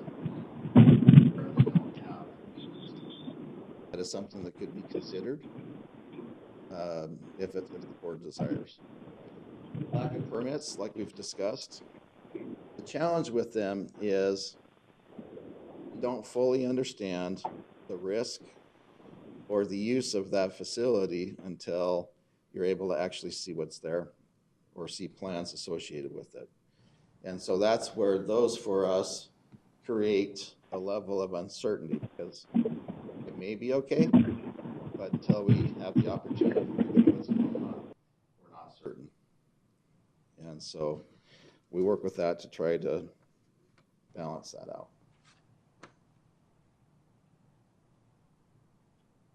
How enforced? basically have three areas where we can go to for to enforce things. First is administratively. This is where we would notify the owner that there is a violation. Often this is all it takes to get a violation taken care of. They want to be in compliance, they just didn't know that they weren't. Next, with the schedules for development, we're working with disclosure statements to where future property owners won't so that they have a better chance of being notified that there's a deficiency on the property or an expectation for them to do the development. Are you going to discuss that more later? Yes, we can. Yep. Withholding permits administratively within the department, this is something that we can do to, it's not levying any fines on the owner. We're just stopping any development on that property until such time as we can get the permits done. We've used this in the past because the alternatives are to go to the hearing officer or to abatement. Abatement is taking them to court. Taking them to a hearing officer is an arbitration process. In either way, it's much more expensive to the homeowners to go through those options. So we have, at this point, limited the withholding of permits to things that are connected to the permit at hand. And so as you look at a scale and as you look at this bar, you can look at that as a range of things that are reactive to things that are proactive. We currently enforce things that are associated with permits or complaint driven. And so when we get a project in our department, we will look at it. Is there a violation on the building that is part of the permit, or is it within 3 feet of that? And if it's one of those two situations, we require them to bring the permit into compliance, because if the violation requires them to make a modification to the structure, and we've allowed them to put something else on top of it, it's going to cost them potentially more money to take off the work that they are now permitting to do to correct the violation below it. And so those are the sorts of things of why we still have that limited area where we withhold permits for having an existing violation. But if it's on a different structure, if it's on a different part of the property, we're not withholding the permits at this time. Mr. Chairman, I just had a question on one, Craig. Okay, say the unpermitted structure that was built to the main structure is on the back, and now it was done prior to them buying the residence, and now they're wanting to put a permitted structure on the front. Do we still hold the whole structure, I mean, against them? Yes. Or so, because that one attachment which wasn't permitted properly is attached to the main house, and they're wanting to add an attachment to the house, say in the front, we're still holding that against them, even though it's not attached to the non-permitted structure? It is, because it's a clear line and it's something that we felt we could do administratively. Now, if we're going to be getting into the discussion about whether it's vertical of that location or it's within so many feet or things like that, we're starting to get into a discussion about how does this apply across the entire county. And so it would be something that we would ask you to provide us with, well, what is that, where should that line be drawn? Yeah, we're going to get into court cases and things like that. And that discussion we probably should have, but probably at a single meeting to discuss how we're going to handle situations where the state regulation says that a person is not responsible if they didn't know about it. It's a little complicated, as we found out in a prior case. Okay. Common sense. Yeah, well, no, it doesn't apply. I mean, obviously. If you desire. Well, yeah. Well, we can take that up as a discussion. But I think for that one, we probably need more, more a case to follow, the outcomes of a case, the pros and cons. Don't those come to us anyway? Something like that, wouldn't that hit the board? Yeah, but it's a process. Probably not. The situation that Supervisor Simmons brought up wouldn't come to the board because it would simply be unless they come in with a permit to get that first edition corrected, then we would issue the permit. There isn't anything that is a modification or variance that would require board action on that. If they wanted to exceed the area, then yes, that would come to the board because then they're asking for something that requires board action. Okay. You question? But let's say you guys are not aware of that structure in the back. He comes in with the site, with the plans for the front, and you give him the permits because you guys are not aware. Then you find out when you're there, that's when you stop them. But you already issued the permit. We would notify them that there's the violation. We try to, this is why we want a site plan. This is why we want a site plan with a permit coming in, is so that we can review the past permits on the site. And are we going to catch every single one of them? No, but we try our best to catch them at that point. See, that kind of a statement is what concerns me when you say we try to catch them. You imply that try to identify that there's. I appreciate that. We try to, yes. You try to inspect and find possible. Right. Mr. Chairman, where this one came from is some people bought a house. There was an attachment that was permitted on the back, and then they added to that permitted piece, which when they bought the house, they weren't aware of all this. Then they came in to get a permit for a front attachment or awning, and that's when this all came to light, and we were refusing them the permit on the front because of very diplomatic way of saying that this is when it came to light. We had a case not too long ago that went through the whole system, the whole case process. I know which one you're so I guess the discussion that I would like to have is, at what particular point, it's going to get to that. I just didn't, this wasn't the time I wanted to get to it, to the point where, look, at what point in time is the staff's desire to pursue something to the level of 3 or 4 levels of legal process justified in a case like, with no clear indication of result like we had? It went through a holdout process. It embarrassed us, and some of us in particular, because we thought we had made a decision, but the staff decided that they wasn't going to drop it, and it went on and on and on. That's a kind of extreme case. I don't think we get that many of them. And we need to sort of clear out, okay, because we understood the process. We actually made that statement. We understand staff can pursue it. We understand that. It's just that how do we get together to try to avoid getting to that point that I think it's important to me. How do we get to that point? In that situation, I've made commitments to the county administrator that, if there's ever a situation where staff feels that there's a need to take an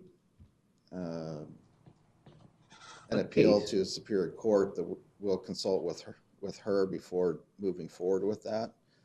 And then at that point, if there's anything beyond there,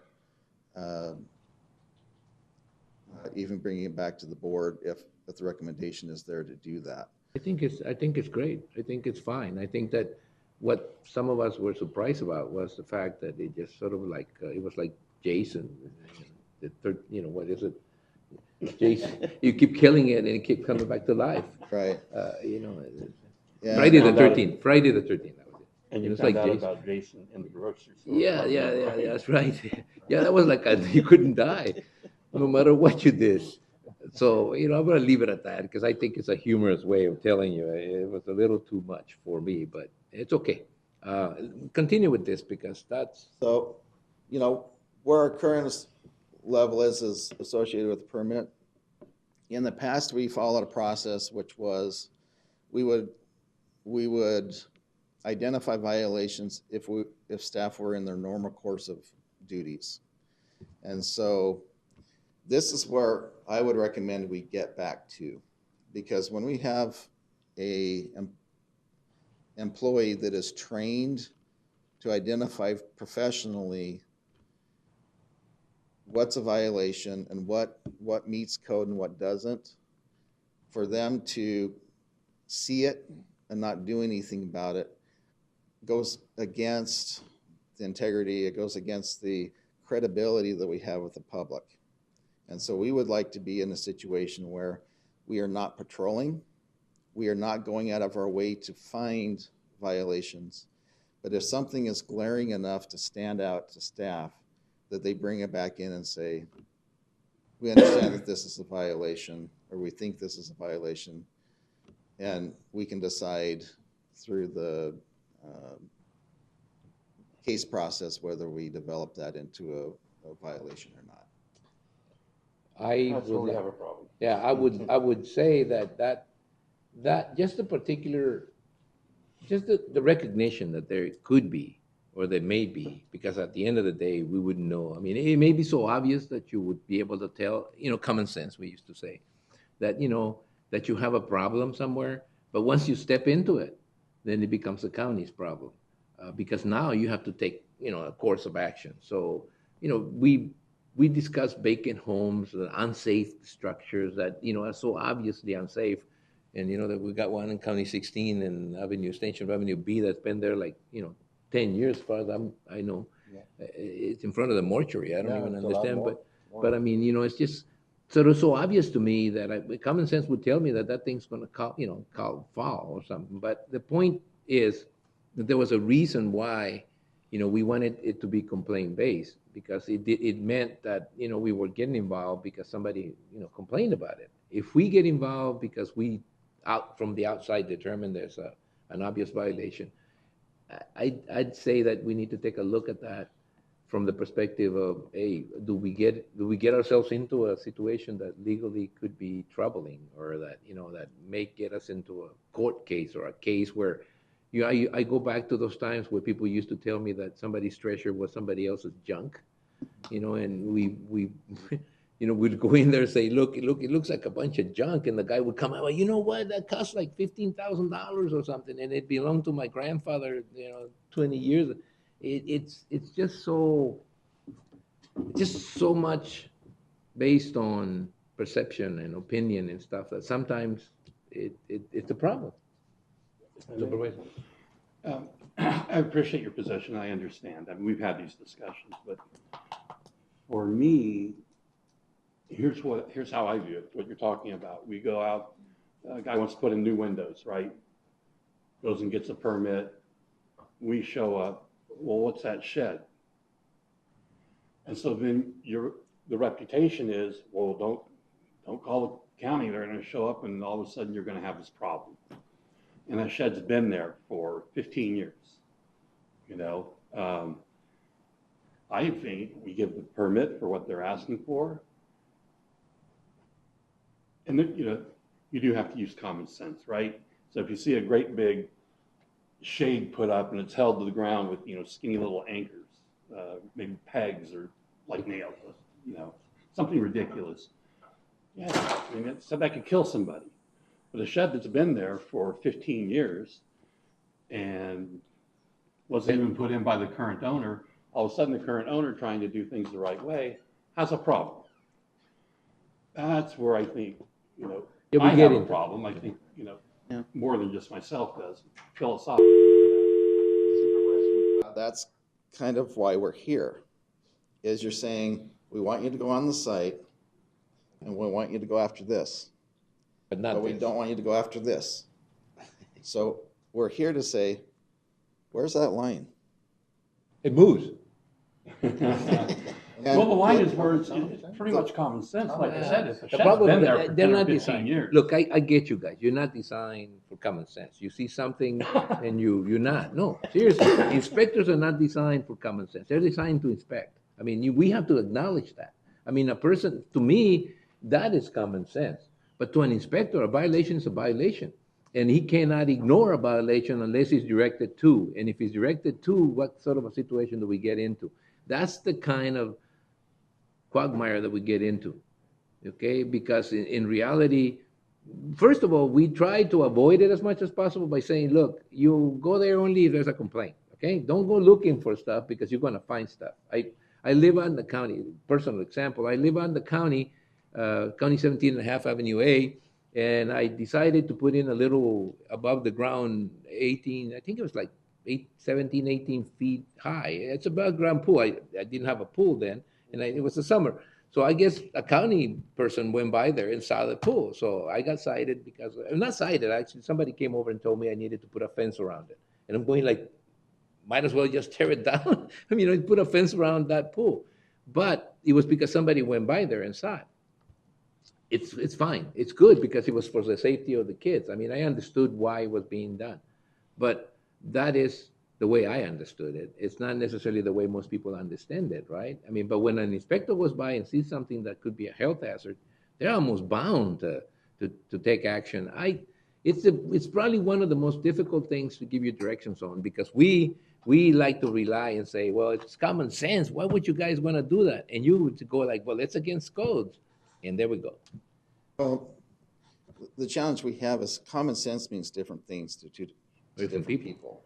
And so for us to say, well, we want to use a common sense approach, it's difficult to say what's common sense here versus here.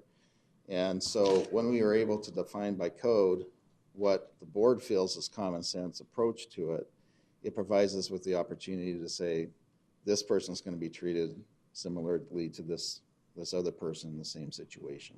I don't think we have enough time in the morning to get into all the shades of this stuff. So finish up your presentation and then we'll schedule a specific meeting to discuss specifically what are the boundaries, What about appointing a person of common sense? I like to make the appointment. No, we understand. It's a complicated issue. We do. I've always wanted to make the point to all of you guys that at some particular point, if you're in elected office, as long as some of us have been in elected office, you tend to become part of the system. And the system is designed for some of us to come in and counterbalance a little bit.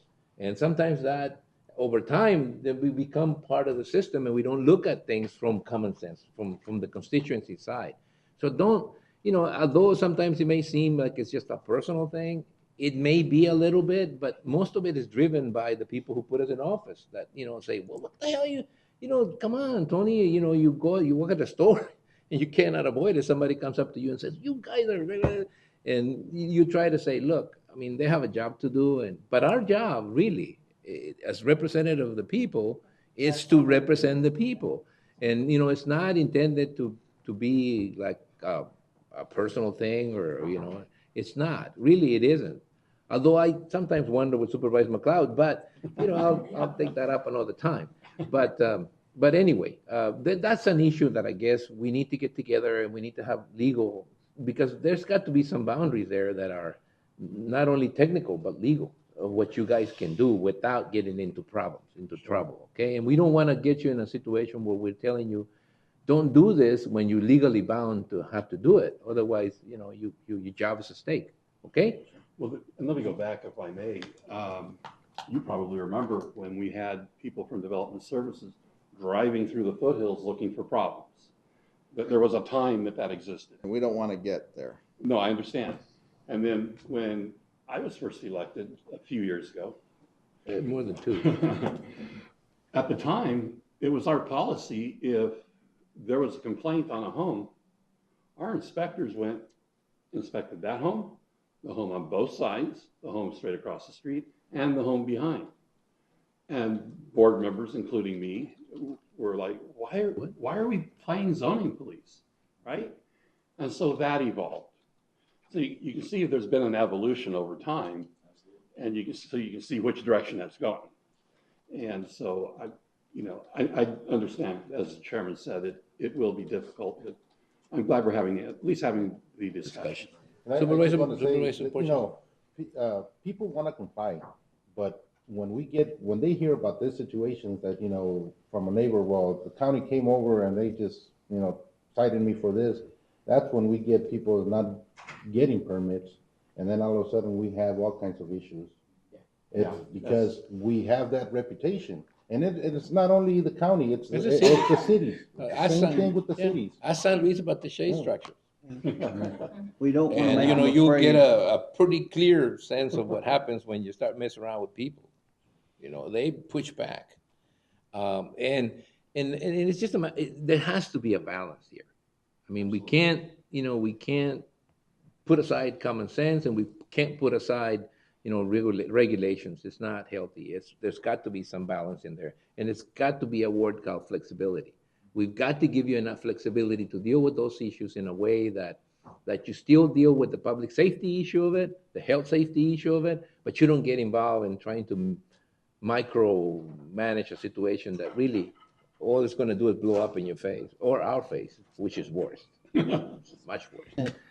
One thing I would say is that obviously if your inspector sees something when it's being built, you absolutely No problem. Go for it.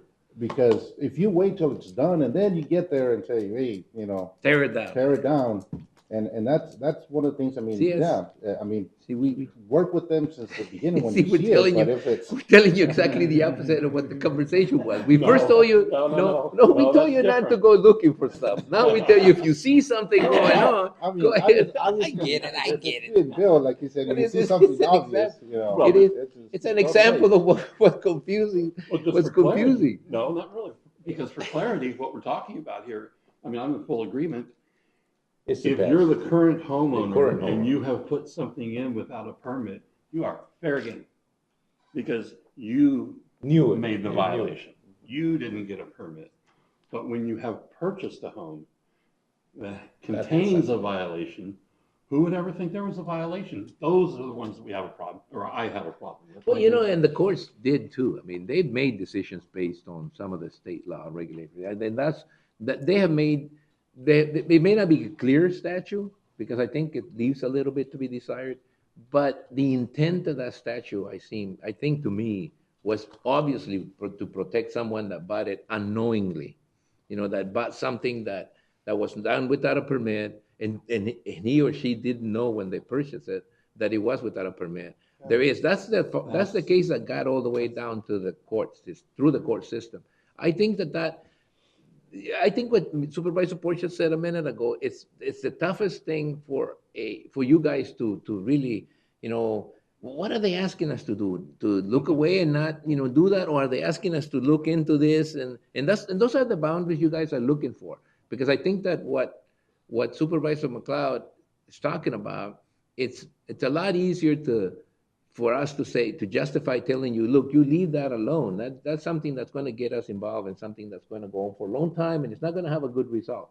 While on this side, you're saying, oh, hey, look, if there's a building going on and there's no building permit or no record, if you wait until it's done, it'll be worse for that person and for us to try to get it to correct it in time, because there may be a smutter of ignorance in that process. Because unfortunately, people move out in the county and they think they're moving out in the county to get away from the city regulations, and they think that's just the building regulations, city regulations. They're not county regulations. I don't know how many times during my tenure here I've heard this. I moved out in the county because I didn't want to be bothered by this and that, and now look, I got all this, and I've said, well, it's fine. Sure, this is something I think is going to come back to us more and more, because especially out in the foothills, when you go driving around out there, you see a lot of homes for sale. So when those homes sell and then people want to come in and do something the right way, and all of a sudden they found out, like I said, like we're seeing, that wasn't permitted. Yeah. So I think we're going to see more of this. We're going to separate that discussion directly for you, okay? Finish it up, because You know, Well, it's I'm not. getting hungry. Well, look. You hungry? No, no, no. I'm Maggie's not hungry, sitting back there but going, I don't "Okay, like it's the Craig up lingering there." part because these guys are politicians. If there's a space, they want to fill it. So move it on. Move it And on. I think we've covered most of these with the discussion we've had so far, being helpful, timely, fair, predictable, keep the costs down, use common sense, recognize when customers are just trying to do the There right you go. thing. See, that's why I told you to move on because you would have saved all that half an hour discussion. If you'd have gotten to this. So, we've already discussed most of this, so informing the future buyers and, as we've seen today, varied and sometimes conflicting levels of involvement. Yeah. Hey, Flynn, are you still there, Lynn?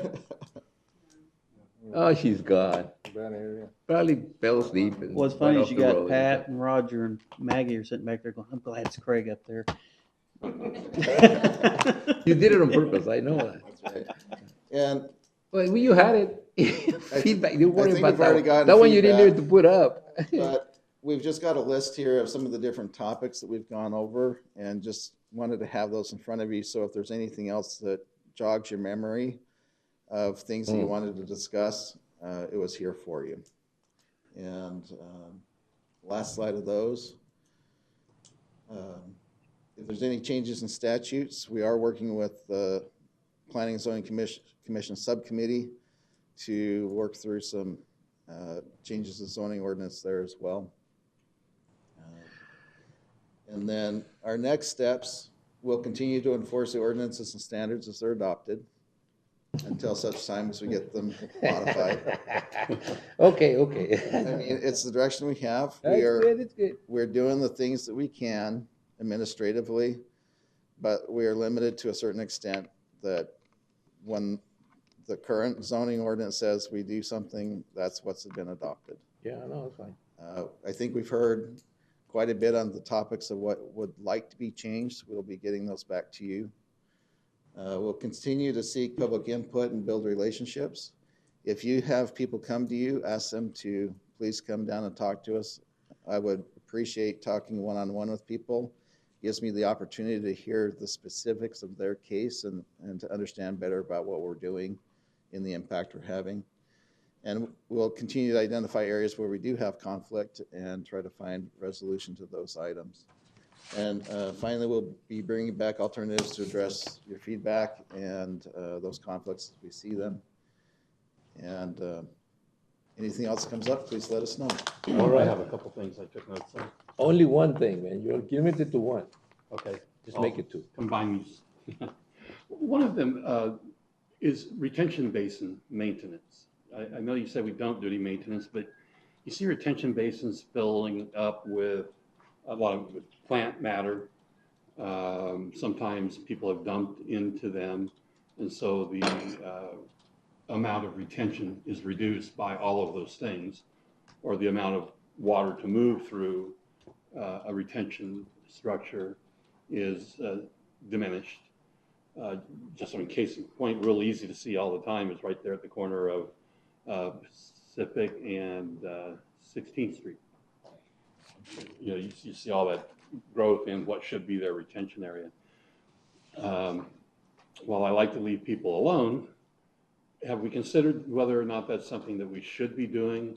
I don't know that there's an ordinance to that effect, or is there? The retention basins are typically part of a subdivision, which would be maintained either by a homeowners association or they'd be by improvement district. Yeah, most of the so time the improvement districts are maintained by Public Works. Okay. And then we have the district basins, which are your much larger walled facilities. Right. And flood control takes care of those. The specific one you're talking about is a city basin at this point. Sure. But for instance, on that one, if we have people to go out and look at the district basins and see if there's cleanup that needs to be done. Probably 5 years ago, we went through and did a major cleanup on a number of the basins to restore capacity and remove. So there is a sort of an interval of maintenance, and there is somebody looking at some of this stuff. Unless it's the city, most of the retention basins that I know that are county maintained are pretty decent. I mean, most of them. I wouldn't say all Yeah, of them those because I are don't know county them. maintained, Those right. are county maintained. Yeah. And, you know, and the districts normally, maybe that's the next step, is to create a sort of a noticing process where if it's a district that the county sets the rates on and so forth, that is registered, that there may be a notice, hey, look, like your retention basin is starting to become a danger or something, in that you need to do something about it. Okay? So that way, that way at least we cover our own, and then we make sure that people who have responsibility undertake, their maintenance. I mean, you mentioned disclosure statements, but didn't hone in on that. So could you? We currently don't use disclosure statements for violations. Okay. That is something that we did do with schedules for development here recently. Depending on where we go with the overall enforcement for unpermitted structures, that could be an option, is where we say, okay, we will let you not get the permit, but you need to go down. For that, you have to record a disclosure statement that you have a violation on your property. And so that's an That's a option. buyer beware type situation, Yeah, where there's a right. recording of something before they sell it. Okay, thank you. There's a We variety look of forward to things that we're looking discussion. at there. Sure. Yeah, that one's a good one. Go ahead. I have Vice President. on the, when you say maintenance, what not enforced, what maintenance is not enforced? A maintenance, I believe that a couple of meetings ago, you had asked if we have any maintenance policy for the county. We don't have a maintenance code. There are maintenance codes that can be adopted, but when you get a maintenance code adopted, then you are needing to do active patrol to keep it current, because you're going out and could be asking people, okay, not only are we looking at the initial construction of it, but we would be looking at are you keeping your structures up? And in the past, that has not been an accepted thing from the board, but if there's a desire to revisit that. So you're talking about maintenance on structures. Yeah, structure maintenance. Structure maintenance. Or it could be also property. Yeah. So are they keeping the? Some keeping their places area have clean? like Yeah, a like weed ordinance 16th if the and weeds Avenue more B. Yeah, okay, yeah, inches that's what high. but the county has never had that? No. I mean, because I think, I'll show you a letter. Yeah, we have. Someone got. I think we've got. It's a violation, nuisance. Uh-huh. I think we've got nuisance for some of the weeds and things like that. No, you do get a letter from the county if there's a violation that is so obvious, they'd But send you. what is a violation if Oh, there is no? motor maintenance? vehicles sitting unused. Yeah, there is a certain Debris where it code. constitutes a fire hazard. So we that do kind of have thing. a code. We do have a code. We do have Yeah, code. we've got general nuisance codes Yes, in we the do zoning have general ordinance. nuisance codes. That's how you get a notice. It's different than maintenance. Though. Yeah. It's how Well, to maintain I mean, your it's property, yeah. Maintaining your property, so it's kind of, yeah. Mr. Chairman, that was one of the issues we had discussed approximately 3 years ago, maybe it might have been even longer than that, at one of our budget retreats, where we had presented the concept of the property maintenance to the board, because as Craig mentioned, then it does become cyclical, because you're maintaining that inspection record for all the properties, and it even gets down to paint, restoration, those kind of things if you got that specific. So that it has been discussed, but in the past it had just been cited simply as if the county had received a complaint about weeds, then an inspection occurred, and then if the weeds did represent a fire hazard or something, then the person would be cited, homeowner would be cited. And it was normally complaint driven anyway. There's somebody complaining about it. Yeah. All right, Mr. Chairman, that's it. Before you go, really quickly here, as we move forward with this, I wanted to just review with you the highlight comments, just to make sure that we have everything covered, just from the feedback initially. You have 2 minutes. Okay.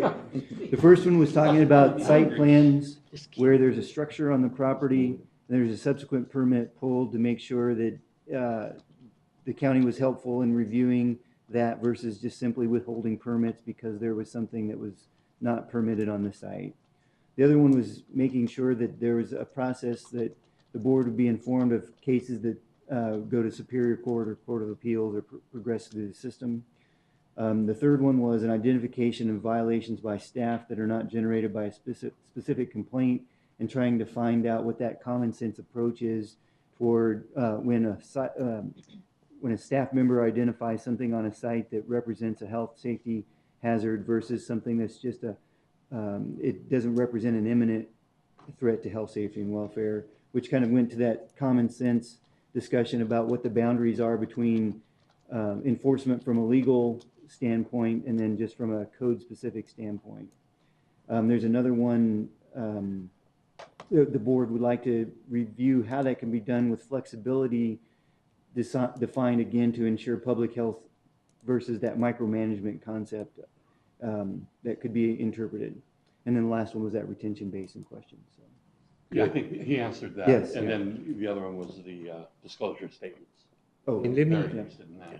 I just want to make clear, it's not lunch. Expediency makes for contentment in my book.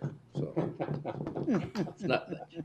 Thank you very much. It's more fun. Yeah, and Roger, is there anything you'd like to say? You've just been sitting there. I know you've been, sitting there quietly, hoping nothing comes your way, but any last comments? Particular subject or just a? No, just in general. I mean, you've been following the discussion. Is there anything you'd like to add to it, or is it just? Well, we only discussed about retention basins, which of course I administer. There is not a maintenance agreement, or there is not a maintenance policy to address on-site retention on these businesses. It's come before the board, and it's been we take from the board's direction on these violations. Yeah, we currently do not regulate that. But you know that it really, every time we have a discussion like this, it sort of clashes. I mean, and I didn't begin that way. I began like Supervisor Porches as a mayor of a small city, and for some reason, I think that when you're the mayor of a small city or you are in government in a small city, you tend to be you tend to micromanage much more. I mean, not directly necessarily, but you next door neighbors, you have a lot of pressure on you to do a lot of this stuff. And when you become a county supervisor, to me, there was a tendency to sort of lay back a little from being so involved in everybody's, lifestyle and what they do. It's a wider, bigger field, and some of us tended to shy away from too many regulations and to create things that tell people how to, live, basically. But there is a line, and I think it was mentioned that we all need to realize between, letting people, do what they want to do with their property as long as they don't create a, health and safety hazard or for them or their neighbors, and the need for certain regulations to be in place so they can actually take action. And I think that this is what this discussion sort of takes us into. And it's like, I can go back a little bit to the discussion we had about streetlights, right? I mean, in the county, a streetlight is a different beast than in the city. In the city, everybody expects to have a streetlight next to them, you know what I mean? But in the county, you shouldn't. You're out there living in the county.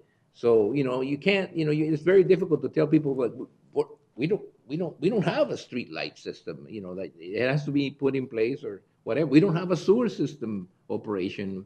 We don't have water operations. It's difficult to tell people how limited in reality we are by state statute, in the things that we can do to improve their quality of life.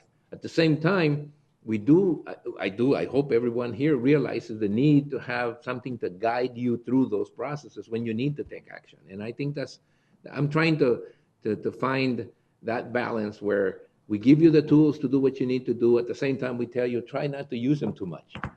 Okay? Because county people don't want to be, overbearing government on top of them. So thank you very much. And thank you everybody for the presentation. It was very informative. Maggie, is there anything you want to say? You're a smart woman. You're a smart woman. Okay, then we go to the next item. Thank you. Mr. Sellers, thank you. And I know we have no, you don't want to say nothing? Good. Pat's just sitting there. Yeah, you're a smart person. Event calendar, current events. Board members and county administrator will report on, may discuss events attended or to be attended on behalf of the county, may present a brief summary of current events, and may update the schedule of future board of supervisor meeting as appropriate. No legal action will be taken. I want to begin by, and I know I'll have you do that at the end, but I want to begin by thanking Vice, the Mayor of Vice, the Vice Chairman for conducting the meeting last time, and I want to thank everybody that sent their regards regarding my mom's passing, and I really appreciate it. It's a tough time, and for the family and for myself, but your words and of encouragement were well received, and thank you very much for the support that you gave us. Now, with Lynn not being here, this will shorten out considerably. Supervisor McLeod, do you have anything to I will report? keep it very short. Attended the a reception for the new Mexican consul, Jose Antonio Larios Ponce, and his staff. And it was In Somerton? Nicely done in Somerton. Yeah, I miss you. I was there they did late. a nice job. Yeah, I was there late. I mean, so I did show up. Okay, you finished? Yeah, That's it? Anything? I'm gonna make up for Lynn. Oh my God. Got a chance to go speak to the faculty at Antelope High School before the opening day. Talked about a few things. Also attended the opening day assembly with the kids there at Antelope. Attended the Colorado River crossing tour, which was very interesting. Had the LAPC meeting. Still ongoing talks with Fish and Wildlife, trying to get the bypass in out at Castle Dome. We're going to go walk it Wednesday to see what they've proposed as far as the bypass route, to see if it works. Had a Yuma Area Ag Council meeting, also had a community meeting in the foothills. Attended the candidate forum out in Welton. There's 9 people running for 3 seats on the city council, so that was interesting. Must be the pay, huh? Yeah. Attended an AMAC meeting in the foothills, the ADQ PM10 meeting at DDS. Also went to Hot August Nights out here Friday night, which was very well attended.